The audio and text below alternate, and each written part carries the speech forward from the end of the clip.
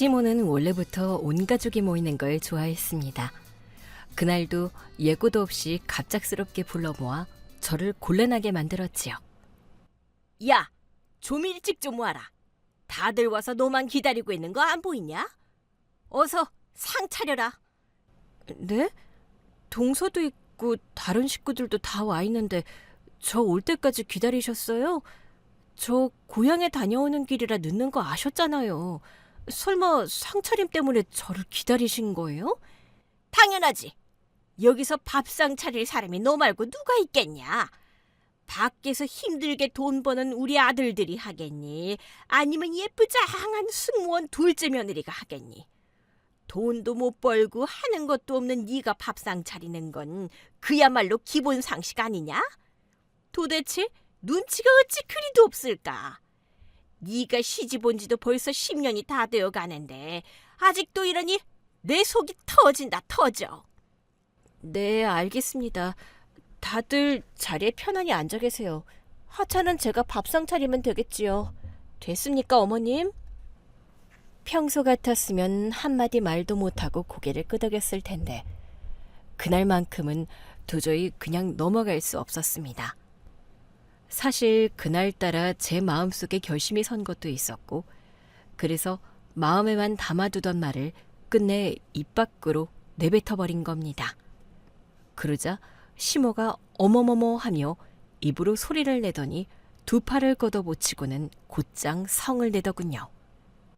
이게 어디서 말을 받아쳐? 내가 네 친구냐? 응? 아니요, 그럴 리가요.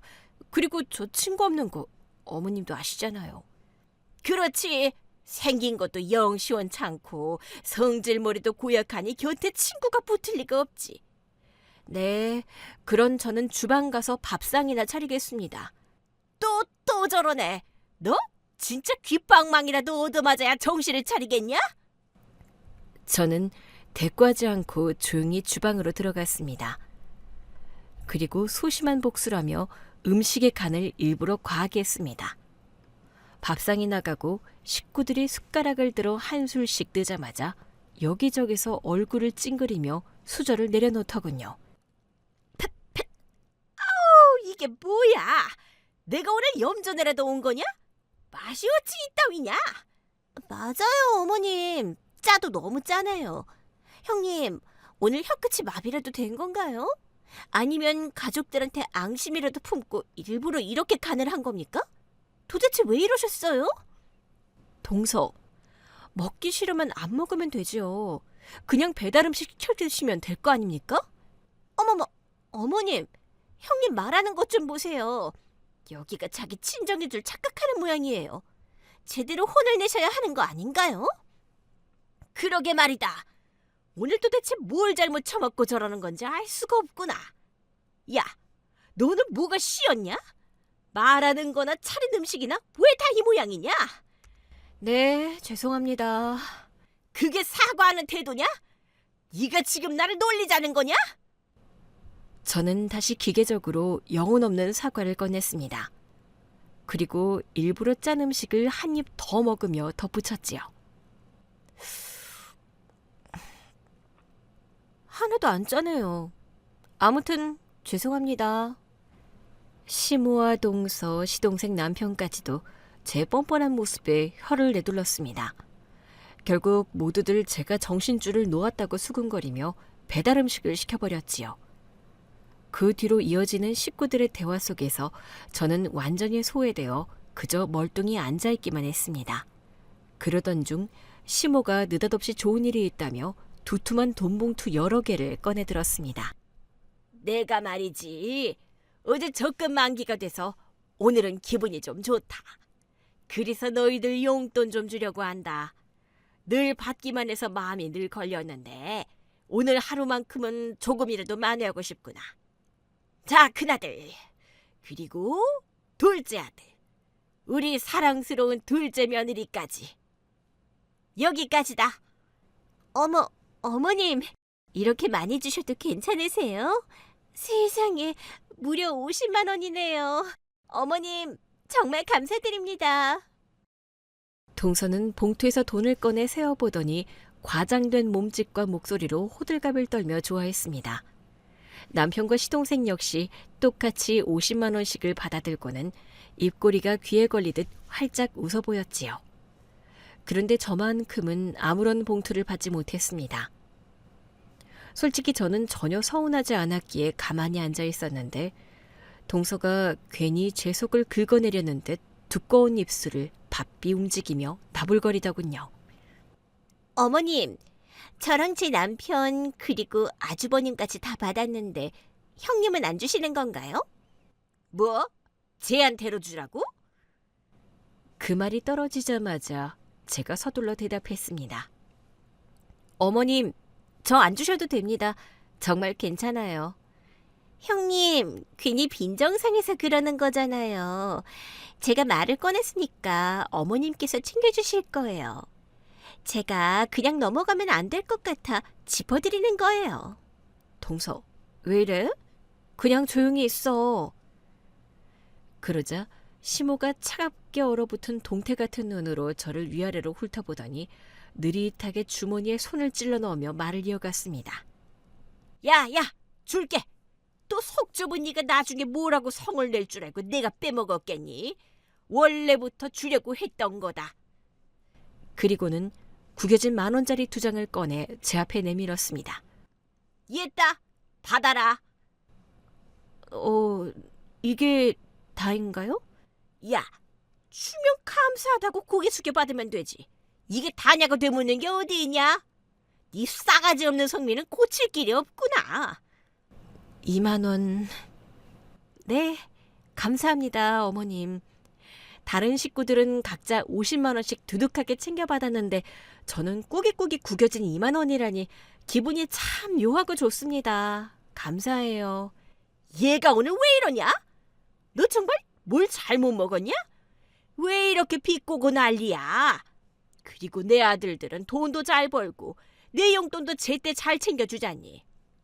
둘째 며느리도 한 달에 500만 원씩 벌어들이는 사람인데 네가 그와 같을 수 있겠냐?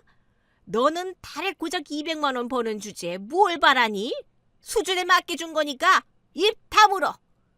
아, 그러시구나. 정말 참 공정하시네요, 어머님. 저는 손바닥 위에 꾸깃꾸깃한 지폐 2장을 꽉 움켜쥐었다가 둥글게 말아버렸습니다. 그리고는 차갑게 바닥에 내팽개쳤습니다. 순간 공기마저 얼어붙는 듯 분위기는 싸늘해졌고 시모는 마치 당장이라도 저를 집어삼킬 듯한 서슬퍼런 눈빛을 번뜩였습니다. 제가 왜 이렇게까지 대들었을까요? 궁금하시지요? 매번 꾹 참고 눌러 삼키던 제가 어째서 그날따라 단숨에 터져버렸는지, 왜 참지 못하고 끝내 발끈했는지 그 이유를 잠시 풀어내려 합니다. 시댁과 갈등을 겪으며 쌓이고 쌓였던 제 속사정, 그리고 분노를 주절하지 못했던 제 이야기를 몇 자 적어보겠습니다. 18살이 되던 해, 제 인생은 송두리째 무너져 내렸습니다.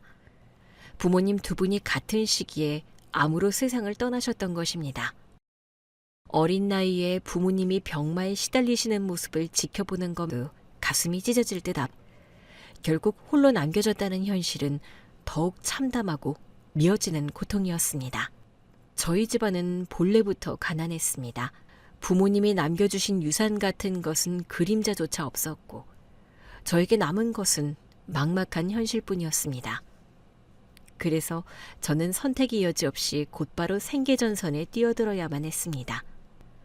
처음에는 허드렛 일로 식당에서 설거지를 했고 이어서 가사도우미로 여러 집을 다니며 하루하루를 버텼습니다. 그러다 20살이 되던 해 운 좋게 마트에 취직을 하게 되었고 물건 정리부터 계산대에 서는 일까지 하루 12시간을 꼬박 채우며 돈을 벌었습니다. 그렇게 쳇바퀴처럼 굴러가는 일상을 무려 10년 동안이나 이어갔습니다. 다람쥐가 작은 천륜 안에서 쉼없이 달리듯 저 또한 벗어날 길 없는 반복 속에서 시간을 흘려보냈지요. 하지만 포기하지 않고 꾸준히 모은 돈으로 마침내 제 이름으로 된 조그만 집을 마련할 수 있었습니다. 그 순간만큼은 고생 끝에 얻은 값진 결실에 뿌듯함을 느꼈습니다. 그러던 어느 날 제게는 전혀 예기치 못한 사랑이 찾아왔습니다. 저는 그 사랑 앞에서 주저하지 않았고 갈급했던 마음이 그 뜨거움에 휩싸여 결국 임신이라는 현실과 맞닥뜨리게 되었습니다. 사랑에 고팠던 탓도 있었고 진정한 사랑이란 무엇인지 처음으로 깨닫게 되면서 본능적으로 시간을 흘려보낸 결과였습니다. 제 남편은 잠시 평범한 직장인이었습니다. 다행히도 그는 책임을 회피하지 않았고 저와 아이를 지켜주겠다고 약속하며 결혼을 결심해 주었습니다. 저는 안도와 기쁨을 동시에 느꼈습니다. 그러나 처음으로 시댁에 인사를 갔을 때 시어머니의 눈빛은 결코 호의적이지 않았습니다. 마트 직원이라고 했니? 부모도 없고 고졸이 최종 학력이라니. 네, 어머님. 여러모로 부족한 점이 맞습니다. 그래도 제가 할 수 있는 한 최선을 다해 내조를 하고 가정을 잘 지켜나가겠습니다. 어머니께도 잘하는 며느리가 되도록 노력하겠습니다. 임신했다지? 아이고, 그럼 어쩔 수 없지. 다른 선택지가 있겠니? 에휴, 내 큰아들이 제대로 된 집안의 며느리를 맞이하길 바랐는데 하필 이런 애랑 결혼을 해야 한다니 내 속이 문드러져. 그 말을 들었을 때 제 마음은 산산이 부서지는 듯 했지만 달리 방법이 없었습니다. 지금 제게는 결혼 말고는 다른 길이 없었으니까요. 무엇보다 저는 남편이 믿음직스럽고 저를 온전히 사랑하는 사람이라고 믿었습니다. 하지만 그 믿음은 오래가지 않았습니다. 엄마, 임신까지 했는데 어쩌겠어. 그냥 살 수밖에 없잖아. 이 멍청한 놈아. 조심 좀 하지 그랬냐. 네 인생 발목을 네 스스로 잡아버린 거다. 빠져나갈 구멍도 없게 됐지. 난 모르겠다. 네가 알아서 해라. 엄마, 그러지 말고 도와줘. 나 그동안 돈도 못 모았어. 신혼집 마련할 돈이 없어. 대출도 이미 받아둔 게 있어서 추가로는 힘들 거야. 사실 그이는 2년 전 직장을 다니면서 부업으로 식당을 차렸다고 했습니다. 그러나 사업은 폭삭 망했고 그 여파로 빚까지 떠안고 있던 상황이었지요. 시어머니는 깊고 무거운 한숨을 내쉬며 결국 제가 힘들게 모아둔 돈에 조금 보태주어 신혼집을 마련해 주셨습니다. 그렇게 우리는 겨우 신혼살림을 시작할 수 있었지요.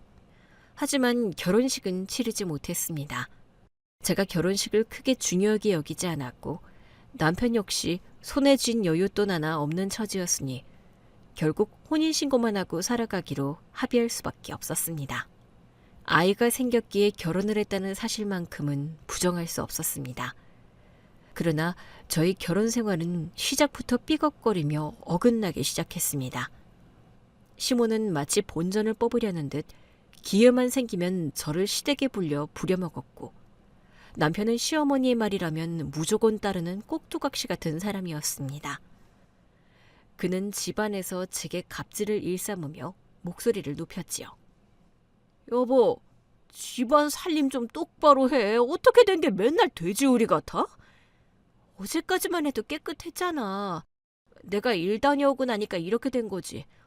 임신 중인데다 밤마다 마트에서 캐셔로 일하느라 몸이 지쳐 있는데 아침마다 당신이 어질러 놓은 걸 치우는 게 얼마나 힘든 줄 알아? 당신이 제발 좀 어지르지만 않으면 집은 항상 깨끗할 거야. 어허, 어디 서방님이 말씀하신데 감히 토를 다나? 당신같이 가진 것 하나 없는 여자를 받아준 내가 있으니 같이 살아주는 것만으로도 감사한 줄 알아. 이 남자가 제정신이야? 결혼 초장부터 나랑 한번 붙어보자는 거야? 아니, 나는 그냥 뭐? 엄마가 시키는 대로 했어. 그래야 네가 나를 존경하고 섬길 거라고. 엄마가 그렇게 말했단 말이야. 웃기는 소리 좀 그만해. 내가 왜 당신을 섬기고 살아야 해? 그리고 당신 설마 마마보이야? 결혼을 나랑 했지 어머님하고 한 게 아니잖아. 그렇지. 당신하고 결혼했지. 참 답답하다. 임신한 아내가 밤마다 야간 캐셔 일을 하고 있는데 그게 안쓰럽지도 않니? 오후부터 새벽까지 일하고 들어오는 아내를 보면 가슴이 아프지도 않냐고 묻는 거야. 그렇긴 하지. 나랑 같이 밤을 보내지 못하니까 외롭겠구나 하고 생각은 했지. 이 남자야, 내가 힘든 걸 알아달라는 소리잖아. 그래, 힘들겠네. 그런데 그래, 집은 좀 치우고 살자. 지금까지 내가 한 말을 도대체 뭘로 들은 거야? 치우는 사람 따로 있고 어지르는 사람 따로 있어? 그냥 당신이 어질러 놓지 않으면 그게 제일 큰 도움이야. 그이는 더 이상 할 말이 없었는지 입을 다물고 말았습니다. 그러나 곧장 시모에게 달려가 그날 있었던 일을 일러바쳤지요. 덕분에 저는 시모의 호된 질책을 또 한 번 온몸으로 받아내야 했습니다. 어이구, 결혼한 지 얼마나 됐다고 내 아들을 잡아먹을 기세로 구는 거냐? 너 가진 것도 없고 부모도 없는 집안의 애라는 거 잊었니? 우리 집안이 널 받아줬으면 기 죽은 듯 얌전히 살 줄 알아야 할 거 아니야. 네가 임신만 안 했어도 결혼은 절대 안 시켰을 거다. 어머님, 이 신혼집 절반은 제 돈이 들어갔습니다. 가진 게 없는 건 저뿐만 아니라 저희 남편도 마찬가지 아닐까요? 그리고 제 부모님이 돌아가시고 싶어서 돌아가신 것도 아니지 않습니까? 왜 자꾸 부모님을 들먹이면 모욕하세요? 어머나 어머나, 이 기집애 눈에 토끼 가득한 것 좀 봐라. 내 아들이 결혼을 잘못했구나. 아무리 임신했다고 해도 허락하지 말았어야 했어. 네, 어머님. 제가 이런 성격이라 어머님이 원하시는 착한 며느리가 될 수는 없을 것 같네요. 지금이라도 이혼을 원하신다면 기꺼이 그렇게 하겠습니다. 뭐라고? 네 입에서 감히 이혼하자는 말이 나오냐? 너 완전 미친 계집이구나. 저도 분명 심한 말을 한 건 사실이었지만 시어머니가 던지는 막말을 그저 묵묵히 받아내는 것은 더 이상 불가능했습니다. 그날은 시모가 화를 이기지 못한 채 문을 박차고 나가버렸고 남편은 그제야 정신이 번쩍 들었는지 제 앞에 고개를 숙이며 사과했습니다. 다시는 어머니의 말만 좇는 꼭두각시가 되지 않겠다고, 그리고 앞으로는 평생 제 마음에 들 수 있도록 노력하겠다고 약속했지요. 저 또한 그 순간은 남편의 진심을 믿고 싶었습니다. 그래서 똑같이 사과하며 앞으로는 서로를 배려하고 노력하며 살아가자고 다짐했습니다. 그러나 남편과의 다툼은 끊이지 않았습니다. 작은 일에도 언성을 높이고 그때마다 시모가 중간에 끼어들어 저를 꾸짖고 욕을 퍼부는 날이 많았습니다. 조용히 넘어가는 날은 손에 꼽을 정도였으니 그야말로 하루하루가 지옥 같고 스트레스는 이루 말할 수 없었습니다. 물론 저 역시 성격을 꺾지 못하고 맞받아친 잘못이 있습니다. 하지만 저는 결코 주눅들어 쭈구리처럼 살고 싶지 않았습니다. 이듬해 저는 딸아이를 품에 안게 되었습니다. 아이가 태어나면 가정이 조금은 화목해지고 결혼 생활이 나아질 거라 기대했지요. 그러나 그 기대는 처참하게 무너졌습니다. 아이고, 얘 좀 봐라. 아주 그냥 지 엄마를 빼다 박았네. 시간이 지나면 지날수록 저 쪽재진 눈깔이 꼭 니미 눈깔이랑 똑같구나. 어머님, 제 딸을 안고 무슨 말씀을 그렇게 하시는 거예요? 너무 심하시잖아요. 저희 딸은 어머님 손녀라고요. 내 손녀가 맞긴 맞냐? 이렇게 보니까 내 아들이랑 닮은 구석이 하나도 없어. 생긴 것도 그렇고 성질도 까탈스럽고 울음이 많아서 영 딴판이란 말이다. 저를 욕하시는 건 참아낼 수 있습니다. 하지만 제 딸 흉은 절대로 보지 말아주세요. 저 지금 화가 치밀어 오르고 있거든요. 제발 말조심 좀 해주세요. 저저 성깔머리 하는 것 좀 봐라. 내가 너를 예뻐하려 해도 네 태도를 보면 그 마음이 단숨에 사라진다니까? 저는 더는 대꾸하지 못했습니다. 말을 이어가다간 큰 싸움으로 번질 것이 분명했기 때문에 저는 딸을 품에 꼭 안고 방으로 들어가 버렸습니다. 하지만 그 이후로도 시모는 멈추지 않았습니다. 딸이 조금 더 자라면서 앙증맞게 웃고 애교를 피워도 못생겼네, 지엠이랑 똑 닮았네, 버릇이 없어 보인다라는 막말을 서슴없이 내뱉었습니다. 더 가슴 아픈 것은 아이가 조금 더 자라 입이 트이자 할머니 하며 천진한 얼굴로 다가갔어요. 그런데 시몬은 그런 손녀를 반기기는커녕 저리 가! 더럽게 못생겼네! 하며 손가락으로 이마를 밀쳐버리곤 했습니다. 어린 딸은 그 모습에 겁을 먹고 울음을 터뜨렸고 결국 점점 시모를 무서워해 가까이 가지도 못하게 되었습니다. 어린아이의 맑은 마음에까지 짓밟았던 거죠. 시댁에 가는 일을 최대한 피하며 지냈지만 시모는 마치 저를 시험하듯 자주 저희 집에 들이닥쳤습니다. 그때마다 갈등이 빚어졌고 저는 늘 기분 상한 채 시간을 보내야 했습니다. 그러던 어느 날 시동생이 결혼을 앞두었다는 소식을 전하며 저를 시댁으로 불려들였습니다. 예비동서는 첫인상부터 눈길을 사로잡는 사람이었습니다. 화려한 외모에 빼어난 미모. 같은 여자가 봐도 매력적이라는 말이 절로 나올 정도였지요. 시몬은 그런 예비동서를 바라보며 곧바로 저와 비교를 하며 칭찬을 늘어놓았습니다. 아이고, 누구랑은 다르게 참 곱구나. 그리고 성격도 싹싹하고. 또 누구랑 다르게 집안도 넉넉하고 부모님도 살아계시고 말이야. 예쁘게 봐주셔서 감사해요, 어머님. 그런데 누구를 말씀하시는 거예요? 시몬은 그 말에 대답 대신 제 쪽으로 고개를 돌리더니 위아래로 훑어보며 의미심장한 눈빛을 보냈습니다. 말을 하지 않아도 충분히 알 수 있는 시선이었지요. 그제야 동서가 고개를 끄덕이며 상황을 눈치챘습니다. 그 순간 제 속은 부글부글 끓어올랐지만 예비동서가 첫인사 온 자리이기에 꾹 참고 아무 말도 하지 않았습니다. 이후 예비동서는 곧 시동생과 결혼을 했습니다. 그런데 시간이 지날수록 그녀 역시 시모를 닮아가는 건지 저를 향해 무시하는 말들을 아무렇지도 않게 내뱉기 시작했습니다. 형님, 혹시 집 앞에 의류수거함이 바로 있나 봐요? 그렇긴 한데 갑자기 그건 왜 묻지? 지금 형님이 입으신 옷이요. 딱 봐도 의류수거함에서 주워 입은 것 같아서요. 동서, 말을 하기 전에 생각이란 걸 좀 해라. 내가 자네 형님이야, 형님. 그러니까요, 형님. 동서된 제가 코치를 해드리는 거잖아요. 형님, 옷 사러 가실 때 저 좀 데리고 가세요. 제가 제대로 쫙 코디해드릴게요. 됐거든. 자네는 내 옷 코디가 아니라 자네 입부터 코디 좀 해야겠어.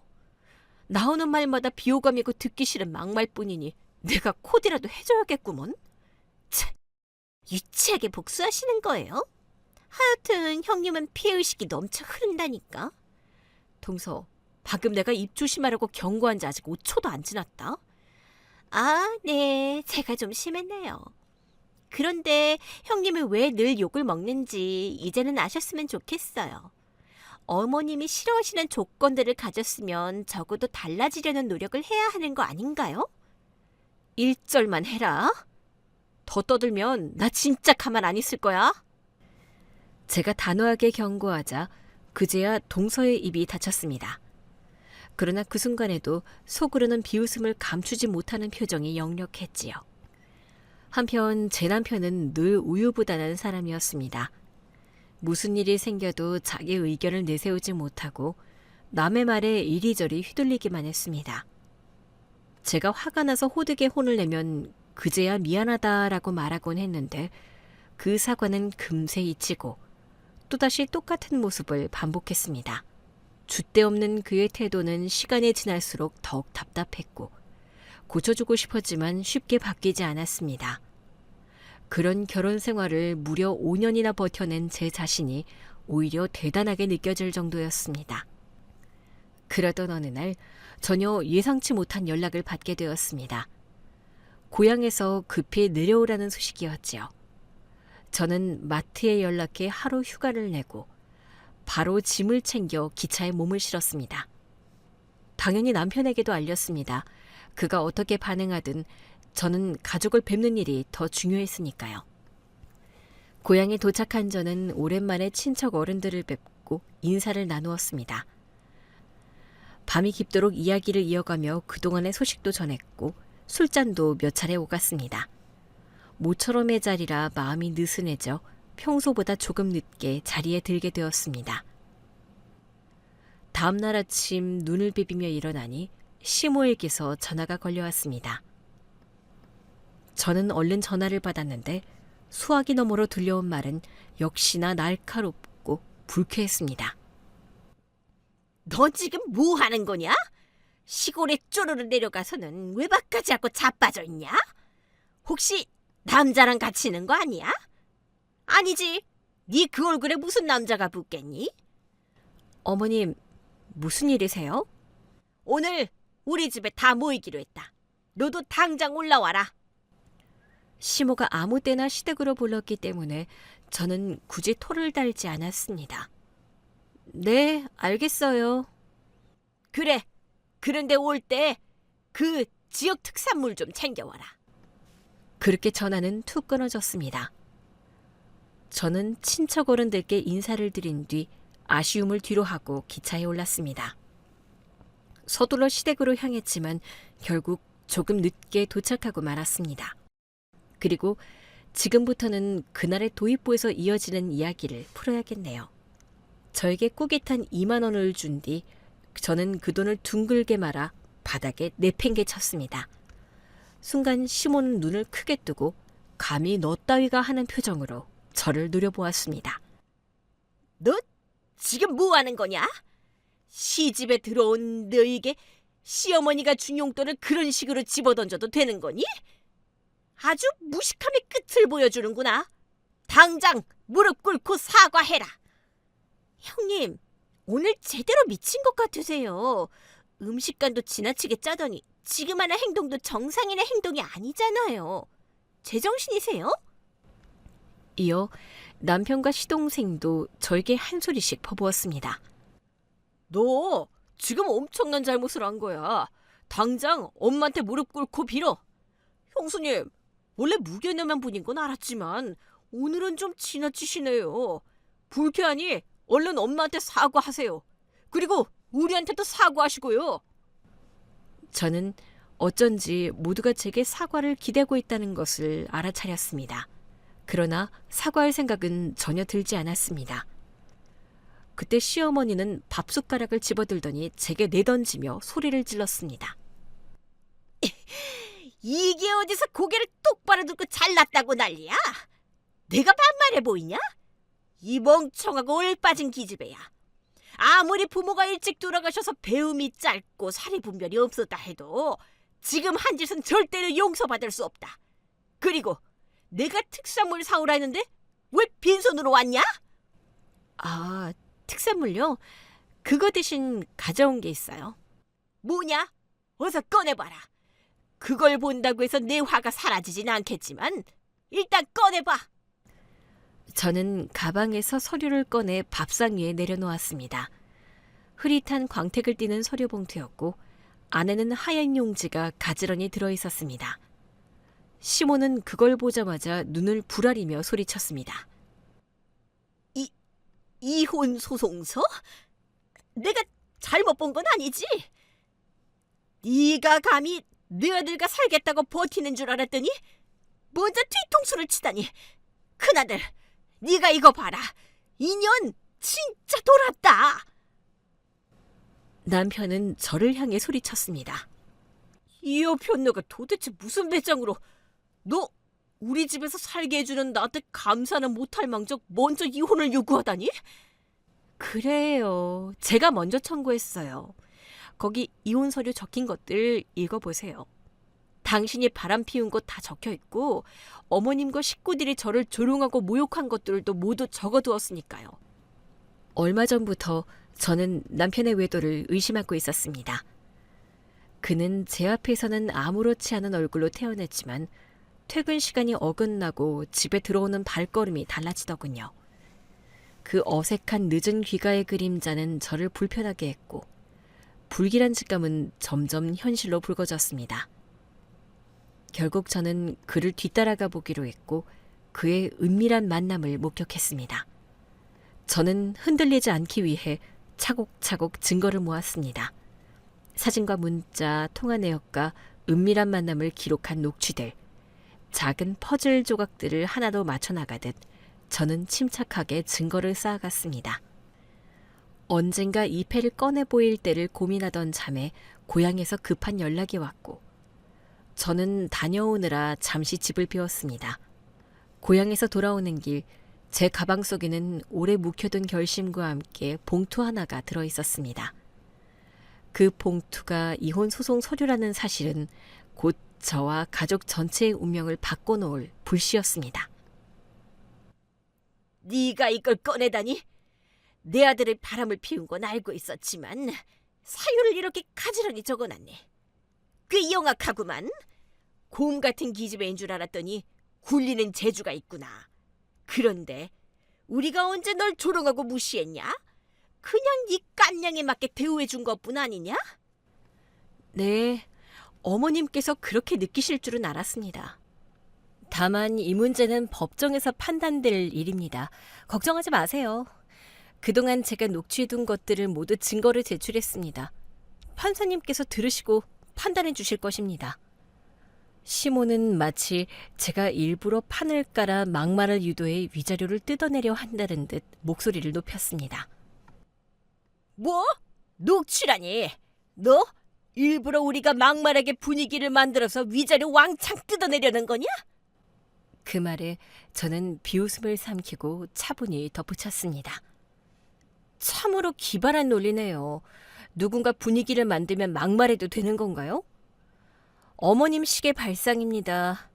어쨌든 저는 이혼을 결심했고 서류도 전달했습니다. 이제 저는 가보겠습니다. 시몬은 제 말에 더 격분하며 제 손목을 잡아 끌었고 말들이 식탁 위에 산처럼 쌓였습니다. 가긴 어딜 가? 이혼이라니? 도대체 무슨 배짱으로 이러느냐? 설마 돈 많은 남자라도 붙잡았냐? 아니지, 네 꼴로 누굴 꼬시겠어? 네가 임신했으니 억지로 결혼시킨 거 아니야?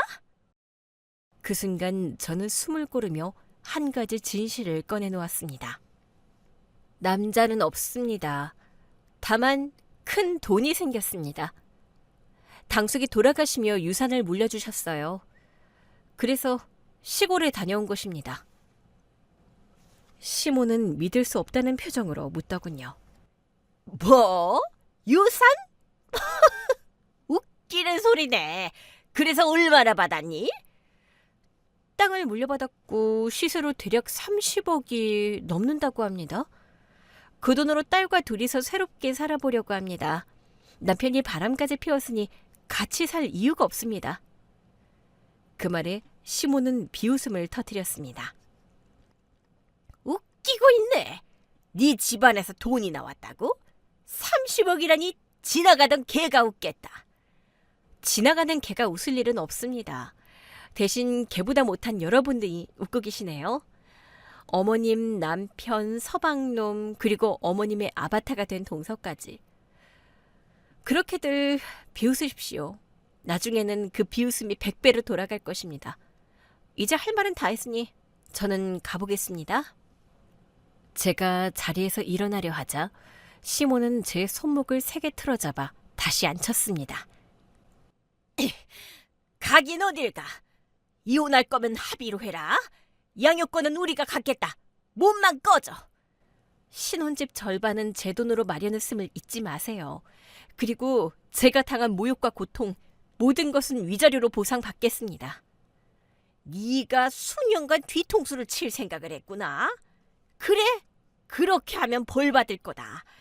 가족에게 이렇게 하면 평생 인연도 못 만나고 혼자 살다가 쓰러질지도 모른다. 혼자요? 혼자는 아닙니다. 사랑스러운 제 딸이 있습니다. 딸만 있으면 이 세상 살아가는데 전혀 외롭지 않습니다. 시몬은 코웃음을 치며 역공을 예고했습니다. 우리가 가만히 있겠냐? 변호사 선임해서 네가 우리 집안에 끼친 피해를 다 따져 역으로 위자료를 받아낼 테다. 그럼 법정에서 뵙겠습니다. 더는 잡지 마세요, 어머님. 제가 일어나자 식구들은 한심하다는 듯 저를 올려다보더니 더는 할 말이 없었습니다. 그날이 제게는 마지막 시댁 방문이 되었습니다. 저는 딸을 데리러 어린이집에 갔고 집으로 돌아가지 않고 근처의 호텔방을 잡아 들어가 딸과 함께 밤을 보냈습니다. 저는 변호사와의 상담을 위해 차분히 호흡을 가다듬었습니다. 변호사는 제게 필요한 절차와 증거 제출에 대해 설명해 주었고 저는 마음 한편의 무거운 돌을 조금 덜어낸 듯했습니다. 며칠 뒤 마침내 이혼 재판이 열렸습니다. 법정으로 향하는 발걸음은 무겁고도 선명했습니다. 제 가방에는 증거가 가지런히 정리되어 있었고 제 마음에는 딸의 얼굴이 환히 빛나고 있었습니다. 진작에 이랬어야 한다는 걸 다시금 깨달았답니다. 제 변호사는 이혼 전문으로 이름난 실력이 뛰어나고 선임료도 만만치 않은 사람이었습니다. 반면 남편 측 변호사는 준비가 부족해 보였고 판결은 놀랍도록 제 쪽으로 기울어졌습니다. 법정에서 저는 마음속에 오래 담아둔 말들을 조용히 꺼내놓았고 판사는 제 청구를 대부분 그대로 받아들였습니다. 그렇게 우리는 법적으로 완전한 남남이 되었습니다. 법정에서 시모는 여느 때처럼 비아냥거리는 태도로 등장했습니다. 그녀의 입에서는 날카로운 한마디가 흘러나왔습니다. 참 어이가 없네. 네가 돈 좀 썼나 보구나. 그런데 비싼 변호사 선원비를 충당하면 남는 게 얼마 없겠지. 그건 제가 알아서 할 일입니다, 어머님.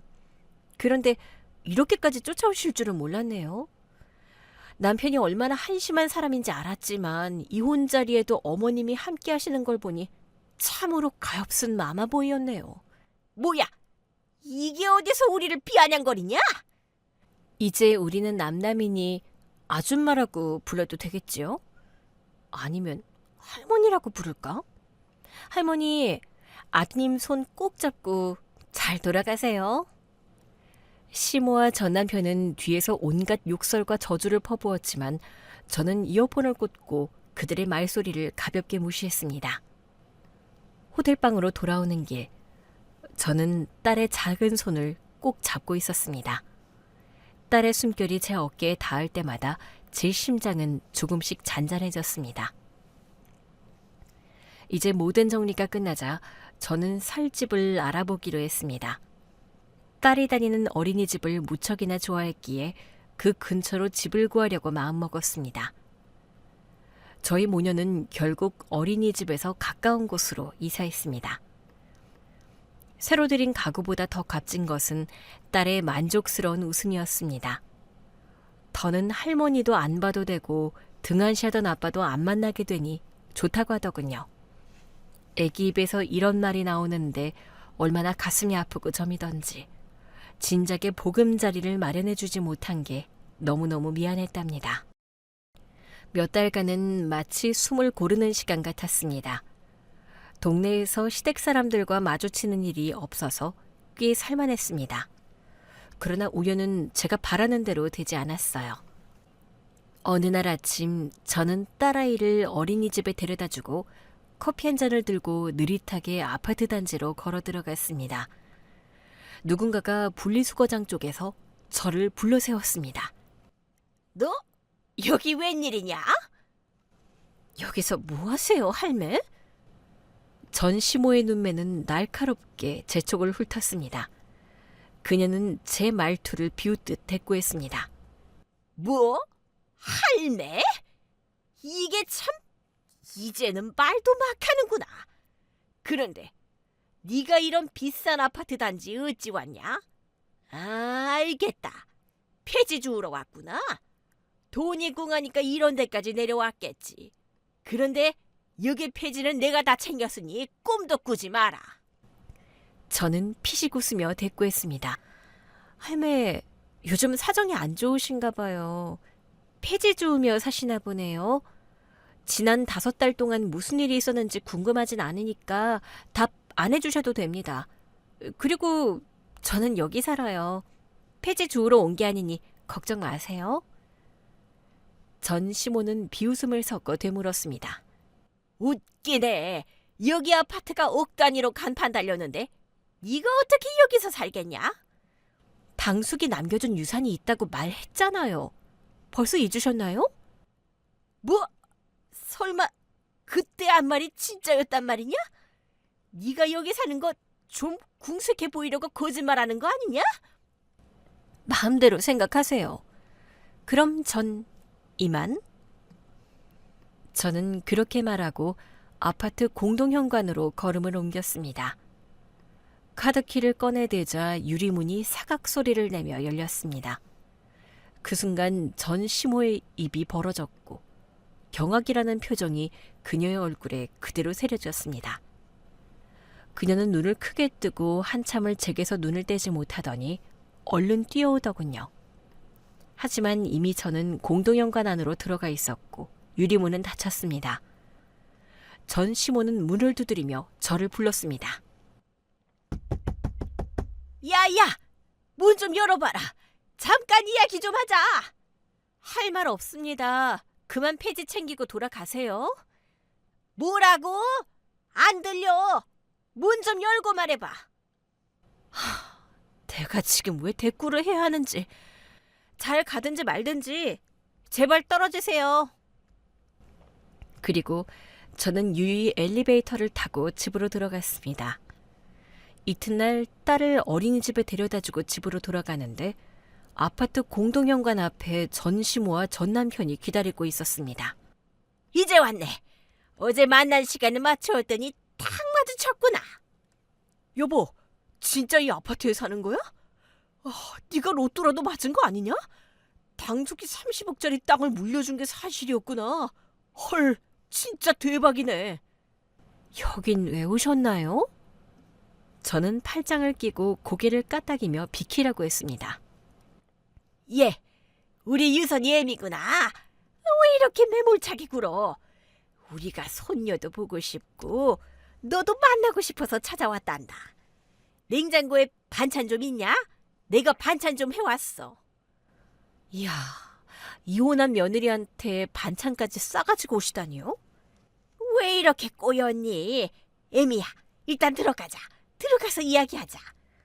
여보, 손님이 왔는데 이렇게 세워두는 건 아니지. 어서 들어가자. 저는 콧방귀를 끼며 답했습니다. 가족도 아닌데 뭐하러 집에 들이겠어? 저리 비켜. 들어가게. 여보, 우리가 문제가 조금 있긴 하지만 우리 유선이가 아빠 없이 잘한다고 생각하니까 가슴이 미어지더라. 우리 재결합하자. 나 이제 그 여자도 정리했어. 왜 정리를 했을까? 당신이랑 이혼하고 내 앞길이 꼬였거든. 회사에서 권고사직 당하고 영혼까지 끌어모아 주식 투자했는데 결국 싹 다 말아먹었어. A는 알거지된 나를 버리고 떠났지. 그래서 지금 엄마랑 둘이 단칸방에서 살아. 주식 투자로 당신 돈 말고 할매 돈까지 까먹었다고? 아니, 엄마 집에 날아간 건 내 동생 부부도 엮여 있어서야. 동생이랑 재수 씨가 퇴사하고 승무원 학원을 차렸거든? 그런데 몇 달 만에 접었어. 수강생이 3명뿐이라서 감당을 못했지. 이야, 내가 이혼하길 정말 잘했네. 이런 꼴을 보니 뿌듯하다. 제가 짜릿한 표정을 짓자 전 시모가 불쌍한 표정으로 말했습니다. 저기 큰애야, 내가 자식들한테 돈 뜯기고 초라하게 산다. 그래도 어쩌겠니? 핏줄이니 이해해야지. 그리고 너도 내 자식인 거 알지? 비록 이혼하긴 했어도 내 아들이 재결합을 원하니 못 넘기는 척하고 합쳐라. 우리 소녀 유선이도 아빠랑 할머니가 계속 있으면 좋잖아. 제가 이혼하니까 유선이가 뭐라 하던지 아세요? 무서운 할머니 안 봐서 좋고 무관심한 아빠 얼굴 안 봐서 너무너무 좋대요. 딸 마음이 그 정도인 줄 알았더라면 유산 받기 전에 이혼했을 거예요. 유선이가 그렇게 말했어? 그럼 더더욱 합쳐야겠네. 우리가 더 나은 모습을 보여줘야 하니까. 애미야, 일단 들어가서 이야기하자. 이 노인네 다리 아프다. 아이고. 아니요. 댁들을 우리 집에 들일 생각은 추호도 없어요. 지금 마주 서서 대화 나누는 것도 역겹고 토 나올 것 같습니다. 비키라고 경고해도 안 비키길래 근처에 있던 경비 아저씨를 불렀습니다. 아저씨, 저 좀 도와주세요. 이 사람들이 길을 막아서 집에 들어가지를 못하겠어요. 경찰에 신고해 주시겠어요? 뭐 경찰? 애미야, 너무하는 거 아니니? 제 앞을 가로막고 서 있는 할매랑 아들내미가 너무한 겁니다. 비키세요, 당장. 경찰을 부르겠다고 하자 겁을 먹고 옆으로 물러섰습니다. 제가 공동연관을 지나자 그들은 매우 불쌍하고 처량한 표정을 지었고 그때의 시원한 기분은 오래도록 아로새겨졌습니다. 그런데 제가 부유해진 걸 알고 나서 전시모와 전 남편이 계속 찾아왔습니다. 너무 심해서 결국 진짜로 경찰을 불러 신고했더니 그제야 발길을 뚝 끊었습니다. 며칠 뒤 딸을 어린이집에 데려다주고 홀로 공원으로 산책을 나갔습니다. 한적하게 걷다가 공원에서 중고거래를 하는 두 여자를 보았는데 한 여자가 물건을 건네고 다른 여자가 현금 5,000원을 받더군요. 그 여자는 제게 익숙한 얼굴이었습니다. 저는 곧바로 아는 체했습니다. 동서? 형님? 여기서 뭐해? 5,000원에 선풍기를 판 거야? 아니, 그냥 필요 없는 물건 정리 중이라서요. 왜? 이혼이라도 했어? 제가 가볍게 말하자 동서가 대답했습니다. 네, 형님. 저희 부부 사정 들으셨죠? 둘 다 일 그만두고 승무원 학원 차렸다가 폭망했어요. 맨날 싸우고 지지고 볶다가 결국 이혼했죠. 지금은 돈 한 푼이 아쉬워 팔 수 있는 건 다 팔고 있어요. 그런데 형님, 소식 들었어요. 30억 유산이 진짜라면서요? 값비싼 아파트에 산다고 들었어요. 뭐, 그렇지. 형님, 저 좀 도와주실 수 있어요? 원룸을 알아보는데 제가 다니는 공장 쪽은 보증금이 비싸서요. 한 500만 원만 빌려주시면 안 될까요? 승무원이었던 자네가 공장에 다니는구나. 사람 일은 한 치 앞도 모르는 법이네. 공장 다니는 걸 비하려는 건 아니지만 고고하던 네가 힘든 일을 하는 모습이 좀 놀랍다. 저도 이렇게 된 걸 너무 후회해요. 괜히 일을 그만둬서. 아무튼 도와주실 수 있죠? 500만 원 정도는 형님한테 껌값 아니에요? 아니, 내가 미쳤어? 자네한테 돈을 왜 빌려주겠어? 나한테 돈을 기대하다니 참 양심도 없고 눈치도 없구나. 네? 저기 형님, 부탁하는 건데 진지하게 대답 좀 해주세요. 진심으로 싫어. 그리고 지금 입은 옷 의류수거함에서 주워 입은 거야?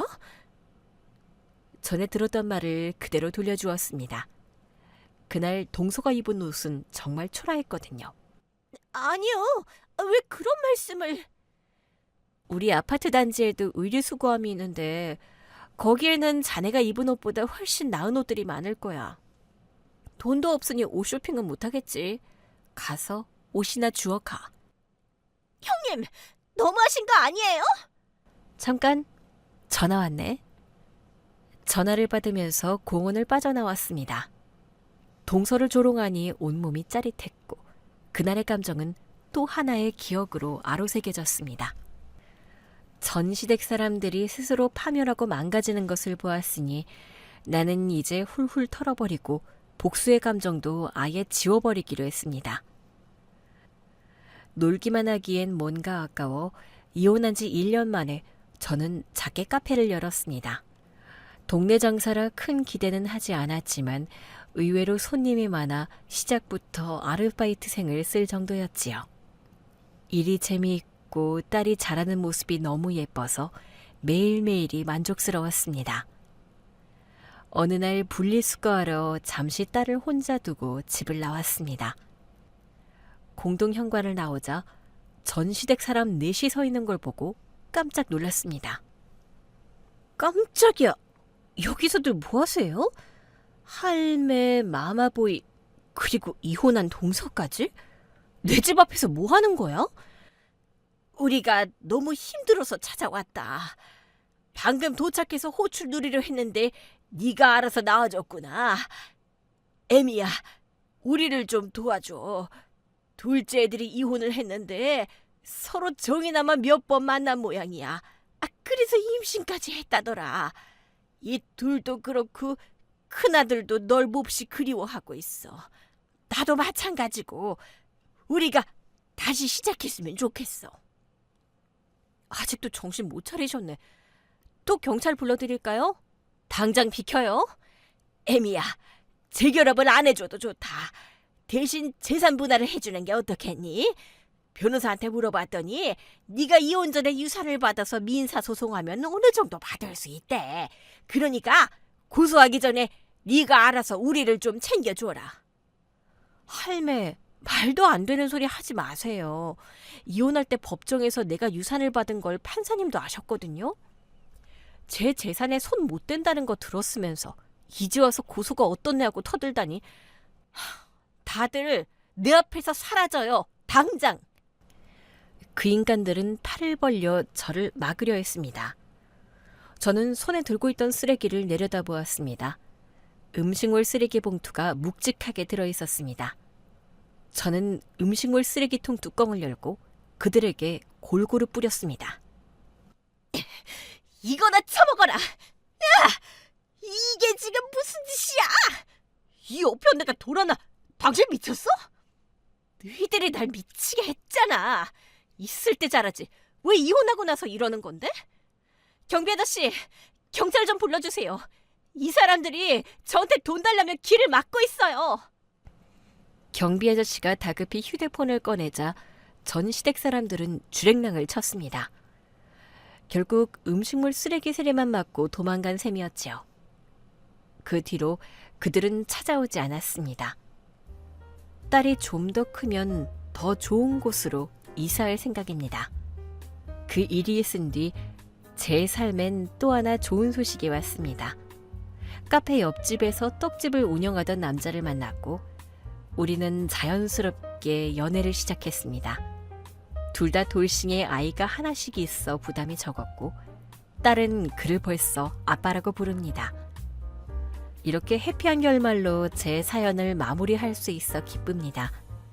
제 이야기를 끝까지 들어주셔서 감사합니다. 시댁 때문에 마음고생하는 분들에게 작은 위로가 되었으면 좋겠습니다. 안녕히 계세요.